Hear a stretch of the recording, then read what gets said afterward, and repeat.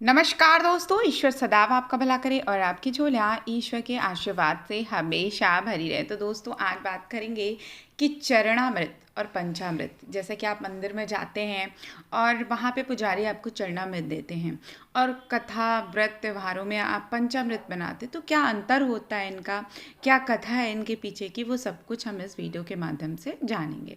देखिए, मंदिर में या फिर घर में जब भी कोई पूजा होता है तो चरणामृत या पंचामृत का प्रसाद दिया जाता है। अब देखिए, चरणामृत क्या होता है। चरणामृत का अर्थ होता है भगवान के चरणों का अमृत, और पंचामृत का अर्थ होता है पांच अमृत, यानी पांच पवित्र वस्तुओं से बनाया जाता है इसे, और दोनों को पीने से ही व्यक्ति के भीतर सकारात्मक भावों की उत्पत्ति होती है। तो सबसे पहले जानेंगे कि चरणामृत क्या होता है। शास्त्रों में कहा गया है कि अकाल मृत्यु हरणम सर्वव्याधि विनाशनम विष्णु पादोदकम पित्वा पुनर्जन्मम न विद्यते, अर्थात भगवान विष्णु के चरणों का अमृत रूपी जल सभी प्रकार के पापों का नाश करने वाला है। यह औषधि के समान है। जो चरणामृत का सेवन करता है उसका पुनर्जन्म नहीं होता है। तो देखिए, इसके पीछे एक बड़ी विशेष कथा भी है चरणामृत की, कि आखिर चरणामृत का प्रसाद क्यों लिया जाता है, क्या महत्व होता है इस चरणामृत के प्रसाद का, और कैसे इसका प्रारंभ हुआ, जिसे हम चरणामृत के नाम से जानते हैं। देखिए, माना जाता है कि भगवान विष्णु के अनेक अवतार हुए और उन्हीं अनेक अवतारों में एक बड़ा विशेष उनका अवतार था वामन अवतार। भगवान ने वामन अवतार के रूप में राजा बलि से दान के रूप में 3 पग भूमि मांगी थी, और क्योंकि उन्होंने राजा बलि ने उन्हें वचन दे दिया था कि मैं आपको 3 पग भूमि दे दूंगा, लेकिन भगवान विष्णु तो छलिए हैं। उन्होंने बहुत विशाल रूप बनाया और उसके बाद उन्होंने पहले पग में ही पूरी धरती को, दूसरे पग में पूरे पताल को नाप लिया। अब राजा बलि के पास कुछ भी नहीं बचा। तब वो अपना सिर उनके चरणों में दे देते हैं कि अब आप अपना जो तीसरा पग भूमि है वो मेरे सर पे रख लीजिए। उस वक्त जब वो तीनों लोग मांगते हैं भगवान विष्णु, तब ब्रह्मा जी ने वामन रूपी भगवान विष्णु के चरण धोकर जल को वापस अपने कमंडल में रख लिया था, और इस जल को ही चरणामृत का नाम दिया, और यही जल फिर गंगा जी बनकर पृथ्वी पर मनुष्यों के कल्याण के लिए अवतरित हुआ।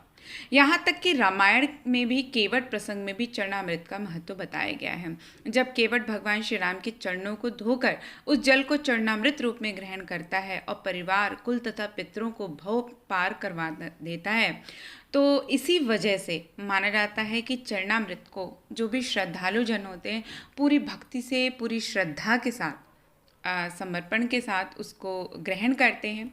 चरणामृत का न केवल धार्मिक महत्व है बल्कि चिकित्सा में भी इसका महत्व माना जाता है। देखिए, इसका जो एक साइंटिफिक रीज़न है कि आखिर चरणामृत इतना महत्वपूर्ण क्यों हो जाता है। देखिए, जब तांबे के बर्तन में चरणामृत रूपी जल रखते हैं तो उसमें तांबे के औषधीय गुण आ जाते हैं, और फिर चरणामृत में तुलसी पत्ता, तिल और दूसरे औषधि तत्व जब मिलाते हैं तो उसकी वजह से उस जल को जब भी हम पीते हैं तो हमारे अंदर सकारात्मक ऊर्जा और बहुत सारी बीमारियों का नाश होता है। मंदिर या घर में हमेशा तांबे के लोटे में तुलसी दल मिलाकर ही जल रखना चाहिए। ये जो जल होता है ये चरणामृत की तरह कार्य करता है और बहुत ज़्यादा फायदेमंद होता है। अब देखिए, चरणामृत लेने के नियम क्या हैं। चरणामृत ग्रहण करने के बाद बहुत से लोग सिर पे हाथ फेर लेते हैं, लेकिन शास्त्रीय मत है कि ऐसा नहीं करना चाहिए, इससे नकारात्मक प्रभाव बढ़ता है। चरणामृत हमेशा दाएं हाथ से लेना चाहिए और श्रद्धा भक्ति पूर्वक मन को शांत रहकर ही ग्रहण करना चाहिए। देखिए, मैंने पहले भी बताया कि चरणामृत के अनेकों लाभ हैं। आयुर्वेद की दृष्टि से चरणामृत स्वास्थ्य के लिए बहुत अच्छा माना जाता है। यह अनेकों रोगों को दूर करने की क्षमता तो रखता ही रखता है, ये पौरुष शक्ति को भी बढ़ाने में गुणकारी माना जाता है। तुलसी के रस से कई रोग दूर हो जाते हैं और इसका जल मस्तिष्क को शांति और निश्चिंतता प्रदान करता है। स्वास्थ्य लाभ के साथ ही साथ चरणामृत स्मरण शक्ति को भी बढ़ाने में कारगर होता है। तो देखिए, हमारे धर्म में जितनी भी चीज़ें हैं कहीं ना कहीं उनके पीछे बहुत वैज्ञानिक रहस्य भी छुपा हुआ है। अब बात करेंगे कि पंचामृत क्या है। देखिए, पंचामृत का अर्थ है पंच अमृत, अर्थात दूध, दही, घी, शहद, शक्कर को मिलाकर पंचामृत बनाया जाता है और इसी से भगवान का अभिषेक किया जाता है। अब पांचों प्रकार से मिश्रण से बनने वाला पंचामृत कई रोगों में लाभदायक और मन को शांति प्रदान करने वाला होता है। इसका एक आध्यात्मिक पहलू भी है, वह यह है कि चरणामृत आत्मोन्नति के 5 प्रतीक हैं। जैसे दूध, दूध पंचामृत का प्रथम भाग है। ये शुभ्रता का प्रतीक अर्थात हमारा जीवन दूध की तरह निष्कलंक होना चाहिए। दूसरा है दही। दही का गुण है कि यह दूसरों को अपने जैसा बनाता है। दही चढ़ाने का अर्थ यही है कि पहले हम स्वयं निष्कलंक हों, सद्गुण अपनाएं और फिर भी दूसरों को भी अपने जैसा बनाएं।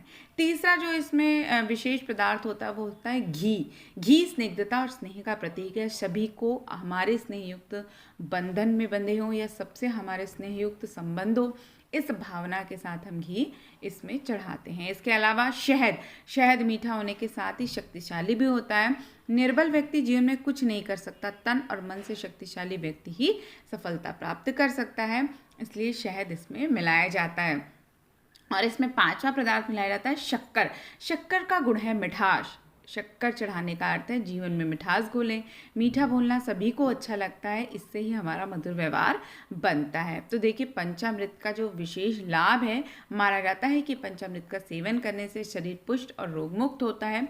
पंचामृत से जिस तरह हम भगवान को स्नान कराते हैं, ऐसे खुद स्नान करने से, और ये जो स्नान है ये सिर्फ बाहरी रूप से नहीं, मानसिक रूप से यदि हम निरंतर इस तरह का प्रयास करते हैं तो हमारा जो शरीर है वो बाह्य रूप के साथ साथ अंदर से भी उतना ही कांतिवान और अच्छा बनता है। तो दोस्तों आशा करती हूँ ये छोटी सी जानकारी आपको पसंद आई होगी।